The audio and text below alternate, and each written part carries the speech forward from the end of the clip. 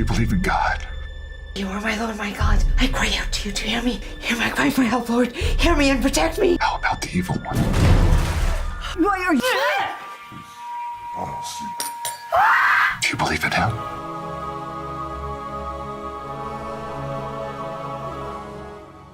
My name is Robert Conway. I'm writer, director, producer of The Covenant. I was really happy to get the chance to do a project that was a little bit more of a drama. It's definitely still a horror, but this one was kind of, focused a little bit more on character development and telling a story that I think is important, kind of a morality play. I've helped a lot of people, Richard, but they all had faith. And as hard as it is, now's not the time to be losing yours. Well, I never really had much in abundance to begin with, so that presents somewhat of a problem. My name's Travis Amory. I was the director of photography. And this is just a really interesting project. When I read the script, I couldn't put it down. I just kept reading and reading and reading and reading and was just blown away. It was this amazing story, and ups and downs and struggles, and I thought it would be real fun to work on. Christopher R. Smith, one of the writers of The Covenant.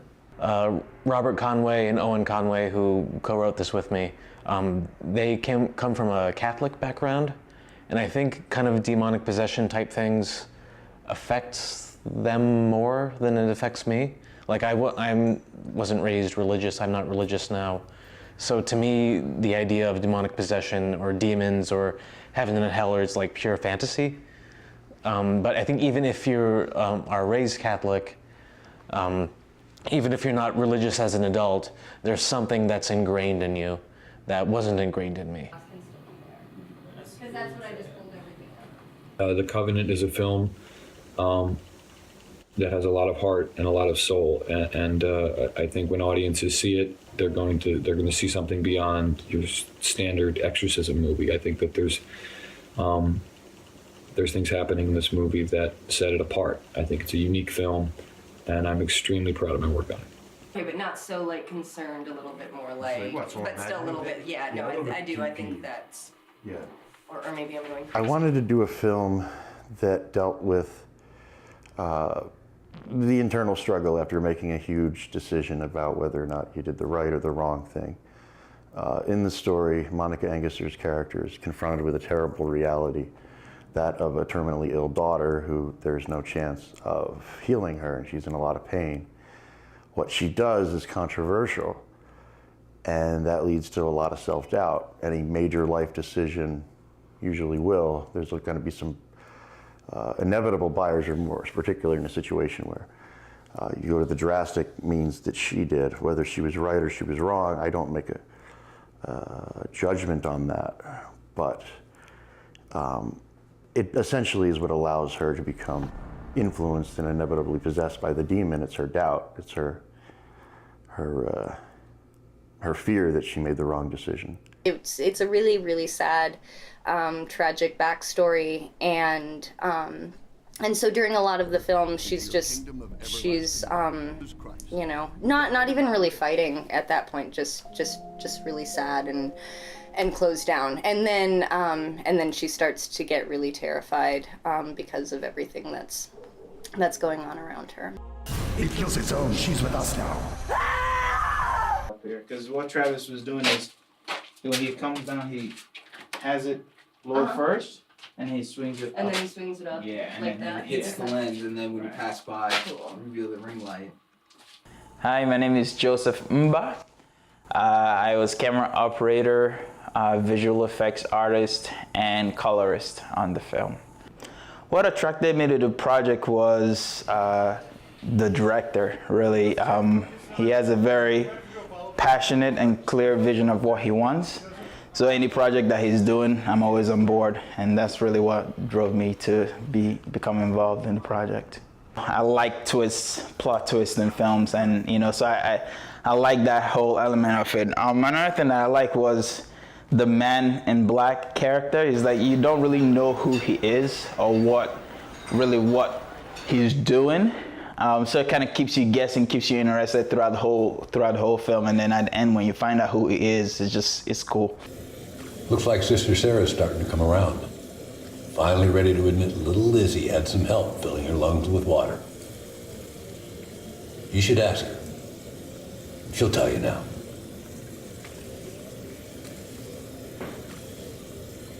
You following me again? Always, Mr. Doyle. Always and forever. I thought it was really intriguing. You know, there's so much going on in the world of kind of the paranormal and the whole thing in and around, possession and exorcism and all these things have always seemed to captivate people. It certainly gathers people's interest, probably in many respects, because there's so much unknown beyond what we go through every day to day in our life here on Earth.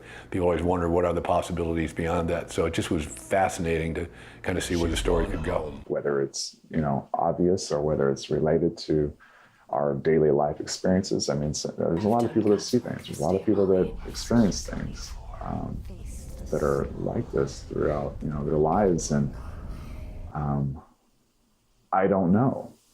But what I do know is that playing a role like this, I was able to understand more so of like, okay, well, there are these things that happen. I paid a visit to a former parishioner of mine named Sarah Doyle. And there's no easy way to say this, but I saw something, and it spoke to me. Well, I think I've always wanted to be in any movie that comes along the pike, but this one's been told to me to be a very excellent movie. But everybody loved that number because... A little scary, perhaps, but that's good. May scare some folks. Other folks may say, well, same thing happened to me. Don't you believe it? Readings are spiked across the board. It's a fascinating exploration, I guess, of ourselves, our internal motivations, our convictions, I guess. That's really the core of it to me, is what is it that can unseat our most deeply held convictions and our faith?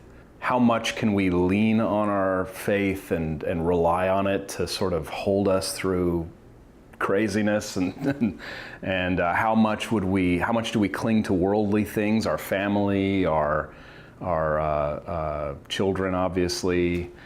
How much do we cling to those things to try to be an anchor for us versus our faith, or versus what we see around us that would be the real world? This time we bit off more than we can handle. And then her condition only complicates things. Which condition would that be? The fact that she's possessed or pregnant? I think that there's a lot that can't be explained. I'm not a religious person by any means. And so, but I was raised very strictly Catholic. So, I was raised reading Lives of the Saints, many of whom encountered demons. And I guess I've always looked at it from more of the scientific standpoint, but also, again, there are just things that we can't explain, so who knows?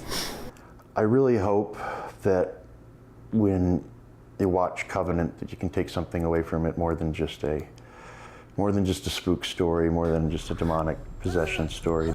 This movie has more of me in it and more of my storytelling and my writing than a lot of the films that I do that are more entertainment based. And I hope this film is entertaining, but I also hope there's kind of a morality, a lesson there that's appreciated. The ending is kind of controversial, but I think inevitably it's Richard's refusal to do something that on its face seems terrible, to kill his sister. But the fact that he doesn't do that evil allows him to be seduced by a greater evil. If the child was born, if that monstrosity has entered our world,